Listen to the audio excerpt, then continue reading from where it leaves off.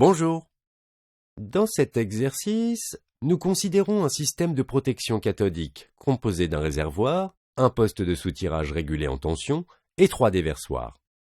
Chacun des déversoirs est muni d'une résistance ajustable. Ces résistances permettent de modifier l'intensité du courant arrivant sur chacun des déversoirs. Malheureusement, lorsque l'on modifie la valeur d'une de ces résistances, cela affecte les 3 déversoirs. Ce serait trop simple sinon. Ce qu'on cherche à savoir, c'est la conséquence de la modification d'un déversoir sur les autres déversoirs. Représentons cela par un schéma électrique, afin d'y voir un peu plus clair. Pour notre schéma électrique, nous remplaçons le réservoir et les déversoirs par des résistances. Cela nous donne le schéma suivant. Chacun des déversoirs sont branchés en parallèle, et le réservoir est branché en série. Prenons le temps de bien annoter notre schéma. Notre générateur délivre une tension UG. Cette tension est constante car nous avons ici un générateur de tension. Le courant fourni par notre générateur sera noté grand I. Ce courant est variable et dépendra de la résistance globale de notre circuit. La tension aux bornes du réservoir est notée UR. Elle est variable aussi et dépend du courant I délivré, circulant dans le circuit. La tension aux bornes de nos déversoirs est notée UD. Cette tension est la même pour chaque déversoir. Par contre, les courants circulant dans chacune des branches peuvent être différents et dépendent de la résistance du déversoir et de sa résistance équivalente. Notons ces courants I1, I2 et I3.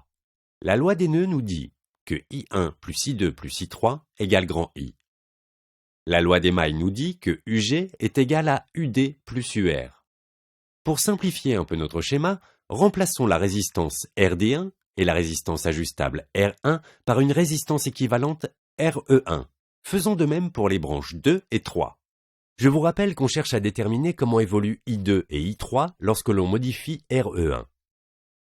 On pourrait trouver la réponse à notre problème en donnant des valeurs numériques à nos résistances et à notre générateur de tension. Mais je vous propose une autre méthode sans aucun calcul. Juste en utilisant des relations simples, la loi des mailles, la loi des nœuds et la loi d'Ohm. C'est parti. Maintenant que nous avons bien tout posé, voyons ce qu'il se passe lorsque l'on diminue la valeur de la résistance RE1. Lorsque l'on diminue cette résistance RE1, la résistance équivalente des 3 déversoirs diminue également. Voyons ce que cela donne pour le courant du circuit grand I. I peut s'exprimer grâce à la tension du générateur et la résistance globale de notre circuit. La résistance globale du circuit, c'est la somme des résistances des déversoirs et du réservoir, car ils sont branchés en série. UG est constant, c'est la tension de notre générateur. La résistance R du réservoir est constante aussi, mais la résistance équivalente a diminué. Par conséquent, notre courant I augmente. Cherchons maintenant comment évolue la tension UD aux bornes du déversoir. Pour cela, utilisons la loi des mailles. UG est égal à UD plus UR. Donc, UD est égal à UG moins UR. On peut exprimer UR en fonction de I.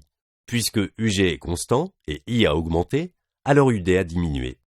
Nous pouvons maintenant nous intéresser au courant I2 et I3. UD, c'est la tension aux bornes de notre déversoir. Donc, nous pouvons l'exprimer comme la tension aux bornes de la résistance RE2. RE2 n'a pas changé, mais UD a diminué. Par conséquent, le courant I2 a diminué. Le raisonnement est le même pour la branche 3. La résistance RE3 est constante. UD diminue, donc forcément I3 diminue. Et voilà, nous avons la réponse à notre question et nous n'avons pas fait un seul calcul. Youpi! En conclusion, une diminution de la résistance R1 va générer une diminution des courants I2 et I3. Quant à lui, le courant I1 va augmenter. On va donc consommer plus rapidement le déversoir 1 et plus lentement les déversoirs 2 et 3. À bientôt pour de nouvelles astuces!